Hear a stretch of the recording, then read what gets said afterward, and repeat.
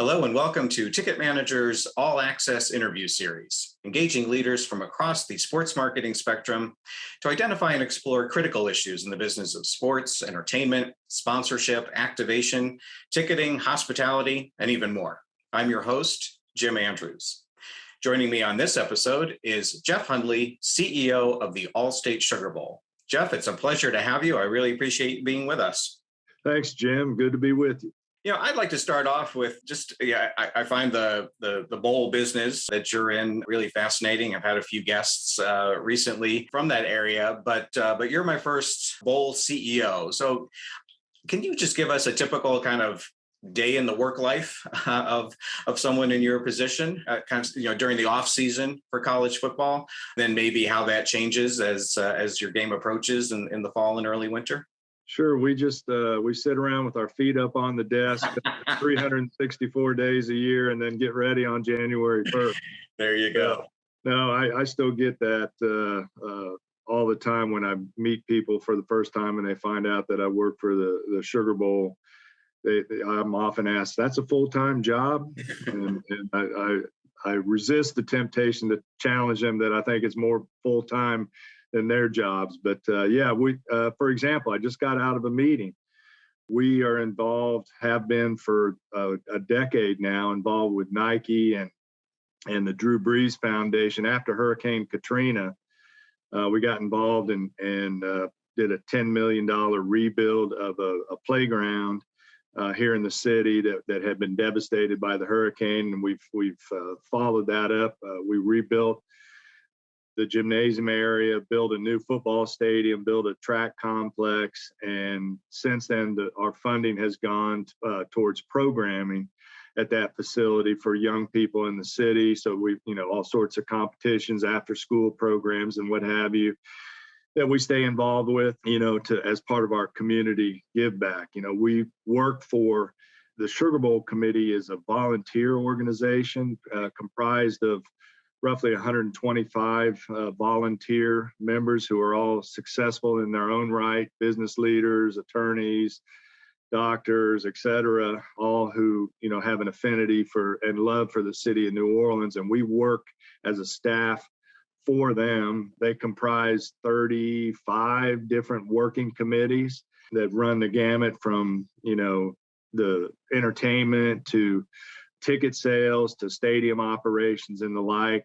We also do, Jim, throughout the year, 35 different sporting events around the city. We're involved in everything from sailing regattas to AAU basketball, volleyball, USTA national tennis tournament, swimming, you name it. We have some level of involvement in there. And the purpose, the Sugar Bowl was founded in the 1930s for the purpose of providing tourism via amateur athletics. Right. And we've done well by that mission, for all these decades now. And so that's why we do those other events.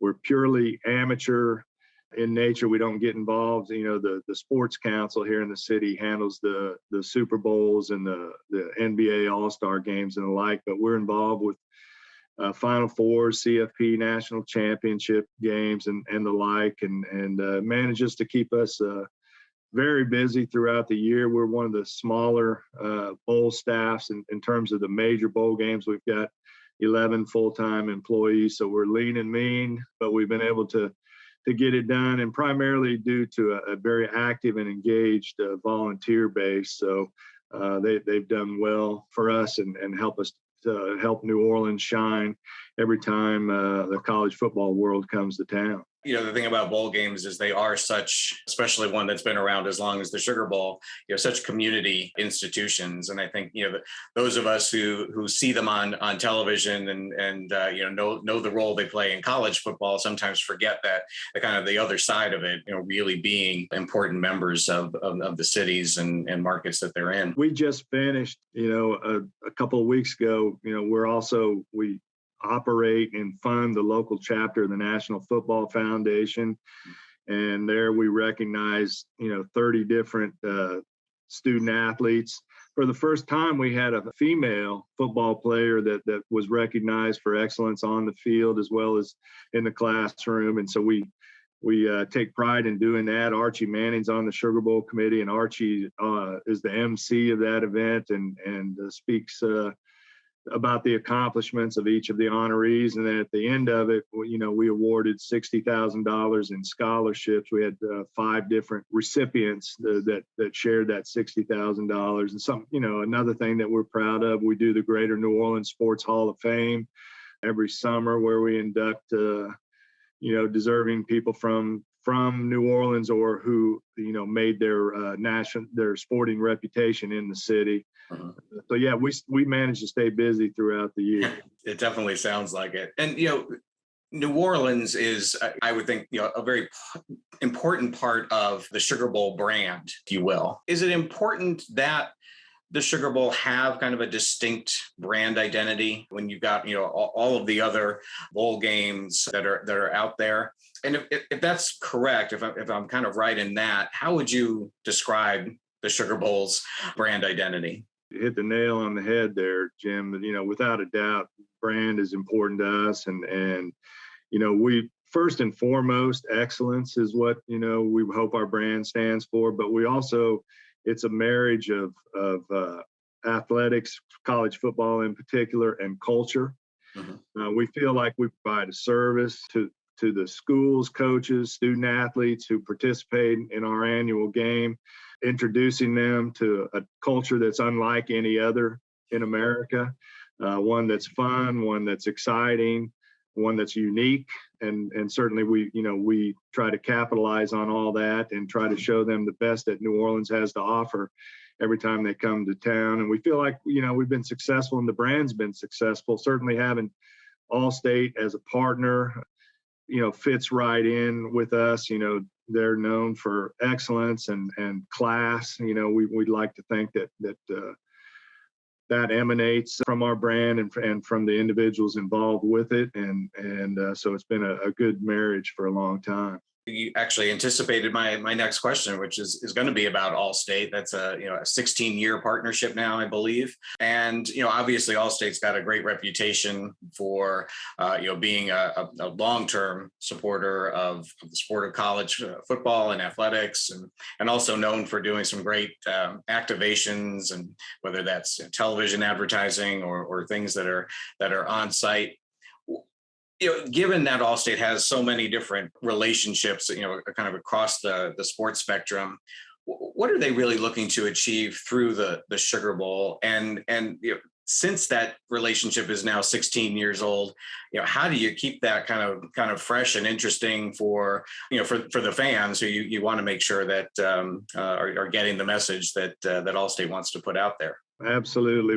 We couldn't, first of all, I just got to say that how thrilled we are to have in this business, to have a partner for 16 years, it's not normal. I think their mission with us has changed and evolved over the years. When they first got involved, it was right after Hurricane Katrina, and there were a lot of insurance claims in the city. And I think they tied themselves, to an existing, organization that had good standing in the community.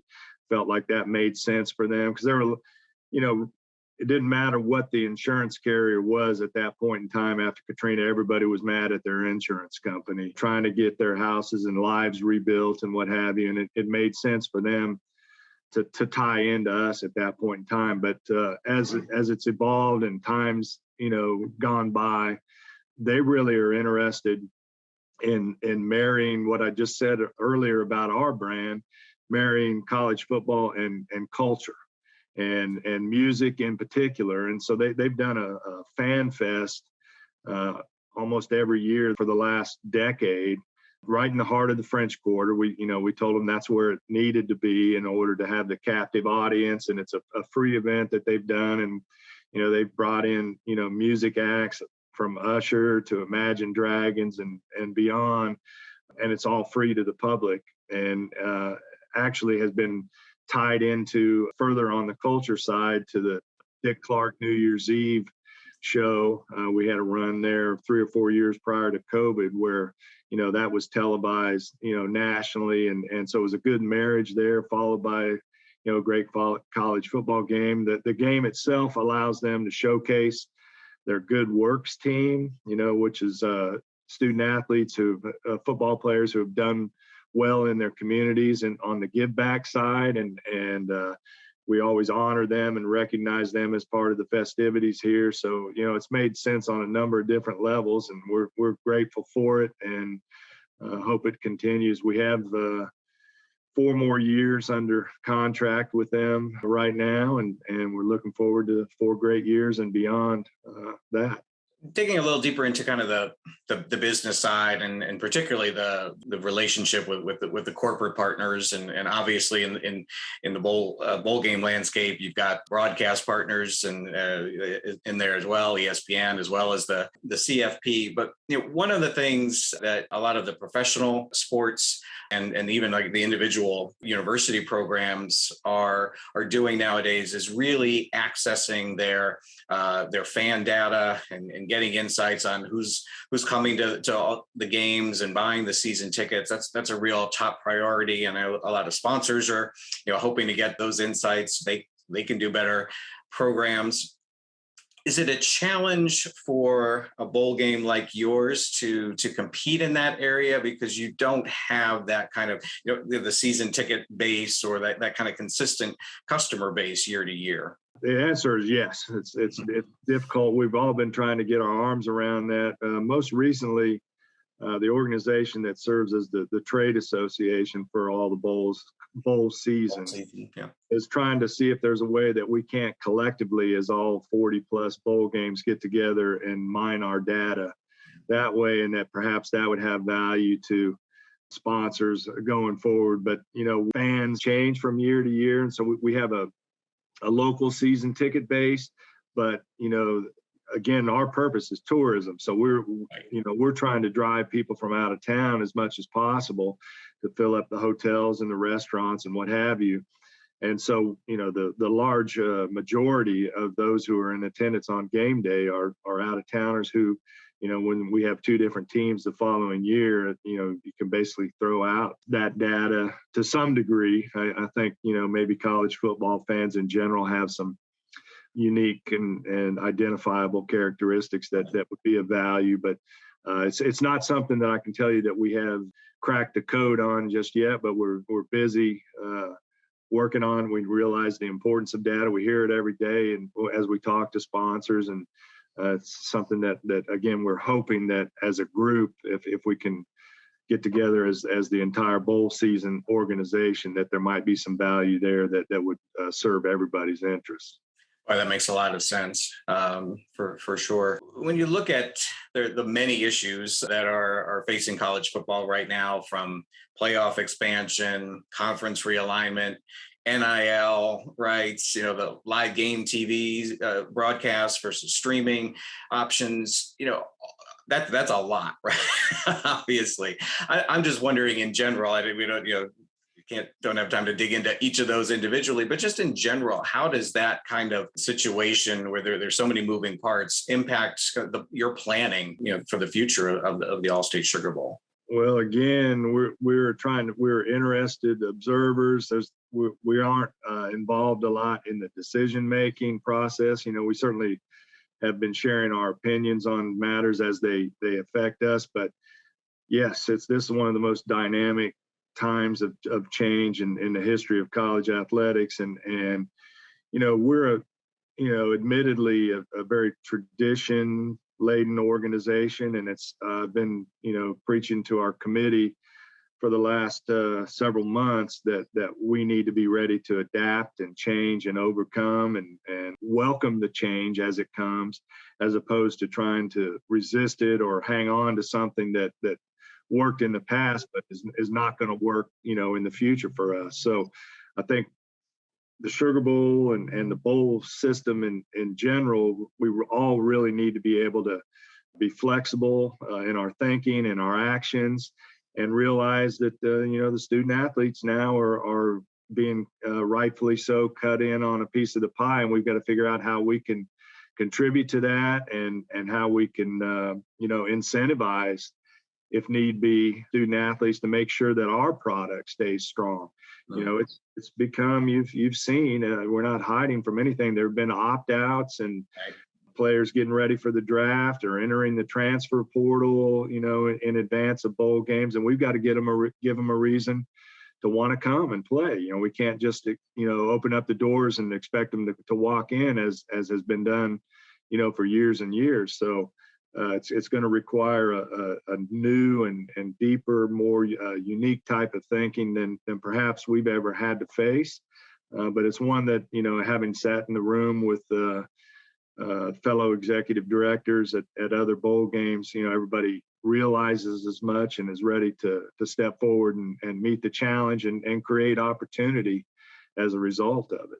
Speaking of new opportunities, the rules have been relaxed a little bit recently in terms of the types of companies and industries that can become involved with bowl game sponsorship. Do you see any changes coming about from that for the Sugar Bowl? Perhaps, you know, we welcome the, you know, kind of the decentralization of the NCAA's, you know, holdover sponsorship categories. I think we're set up to govern ourselves. I certainly, you know, at the Sugar Bowl, you know, we're not going to do anything that take on any sponsors that are not of good taste.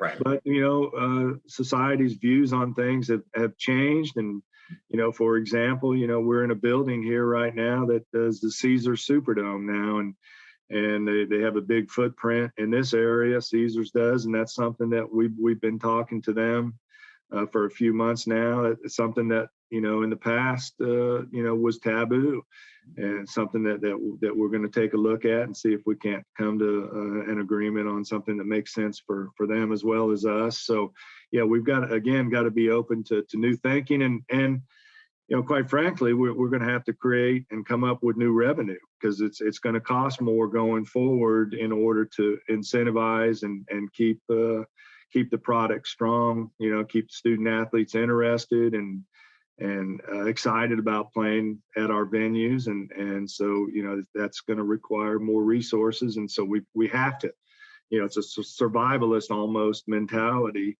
that we have to have at this point in time. And if anybody that thinks otherwise is just kidding themselves, I think, at this point. Yeah, no, I think that's an excellent observation. And you've covered some of this next question, I think, already, but I'll go ahead and ask it just in case there's anything else. Do you see, if you kind of look into the crystal ball, maybe just, you know, 5 years, 6 years down the road, what do you think the landscape looks like for the playoff and the New Year's Six bowl games like yours? You know, is it dramatically different than what it is now? Or are there just, you know, kind of some tweaks and changes that'll be happening over the next half a decade or so? Well, I don't have the best crystal ball, but it's an unfair question, I realize. Yeah, I think there's going to be some significant change. I do think that much talked about playoff expansion will happen. Personally, you know, I've talked to enough people to believe that at some point the conferences will align and create an expanded playoff to create opportunity to protect their own brands and obviously to create additional revenue streams, because certainly there's demand there. You know, that much is pretty much a given. So I think that they'll find a way. I think that we'll have an opportunity to be involved in that, you know, going forward. I think, you know, at the 12-team playoff that was mentioned, you know, for the better part of the past year, we were excited about that option. Gave us an opportunity to have a playoff game every year, which means that our game matters on an annual basis, you know, which increases the likelihood that players are going to want to play in our game. You know, we haven't had major problems with opt-outs, but we have had a couple of instances where that's been the case. And quite frankly, you know, at the level that we're at, you know, oftentimes we're getting teams that just missed out on the playoff. And so there's a level of disappointment amongst the team, amongst the fan base, and that, you know, shows itself at the gate at the stadium on game day, you know. So it's made it tougher to sell tickets. It's made it, you know,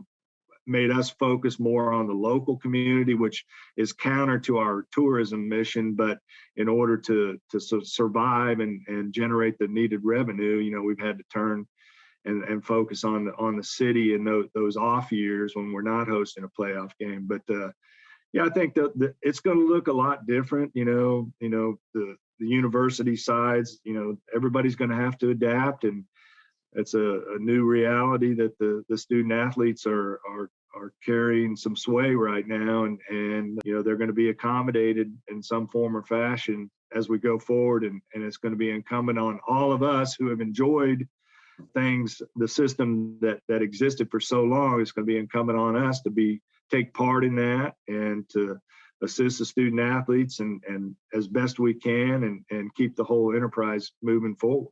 The old, I don't know if it's a blessing or a curse, but may you live in interesting times. I think that's definitely everybody in college football and certainly in your role there at the Sugar Bowl. But Jeff, I really appreciate your insights and your candor. Obviously, the Sugar Bowl's in very good hands with you at the top there, and I can't tell you how much I appreciate you spending some time with me and all of our listeners and viewers. So thank you so much. Yeah, thank you, Jim. And you, once again, you hit the nail on the head. I don't know how many times I've used the word interesting times, because indeed they are. Yeah, absolutely. Well, I'm sure they will continue to be, and then maybe we'll have a chance to check in with you and see how things are going a little bit down the road. Good deal. Thanks. All right. Thank you, Jeff. And on behalf of everyone at Ticket Manager, thank all of you for watching and listening. And please join us again for the next episode in the All Access interview series.